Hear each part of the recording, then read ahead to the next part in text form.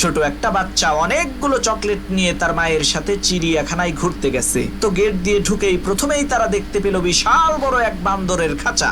সেই ছোট ছেলেটি বান্দর দেখে খুশি হয়ে তার ব্যাগ থেকে একটা চকলেট বের করে একটা বান্দরকে দিছে। সেই বান্দরটি চকলেট পেয়ে খুশি হয়ে নাচতে আরম্ভ করলো। এদিকে বান্দরের খুশি হওয়া দেখে ছেলেটিও খুশি হয়ে সেই বান্দরকে আরেকটা চকলেট দিল।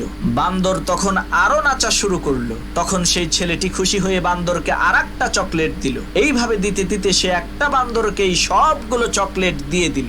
এই দৃশ্য দেখে সেই ছেলেটির মা বলল, বাবা তুমি এই একটা বান্দরকেই সবগুলো চকলেট দিয়ে দিলে কেন?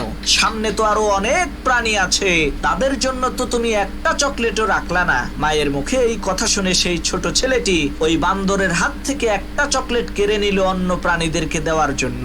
তখন সেই বান্দরটি প্রচন্ড পরিমাণে রাগান্বিত হয়ে হিংস্র প্রাণীর মতো ওই ছেলেটাকে আক্রমণ করতে চাইলো। মারাত্মক রাগে আর গোসায় গড়গড় করে হুঙ্কার দিতে লাগলো। প্রিয় ভাইরা আমার, আমরা ওই বান্দরের মতোই, আমাদের কোনো জিনিস ক্ষতি হয়ে গেলে আমরা অধৈর্য হয়ে যাই। আল্লাহ তাআলা আমাদেরকে কত নিয়ামত দিয়েছেন, তার দিকে না দেখে আমরা শুধুমাত্র ওই একটা জিনিসের দিকেই তাকাই যেই জিনিসটা আল্লাহ তাআলা আমাদের কাছ থেকে নিয়ে গেছে।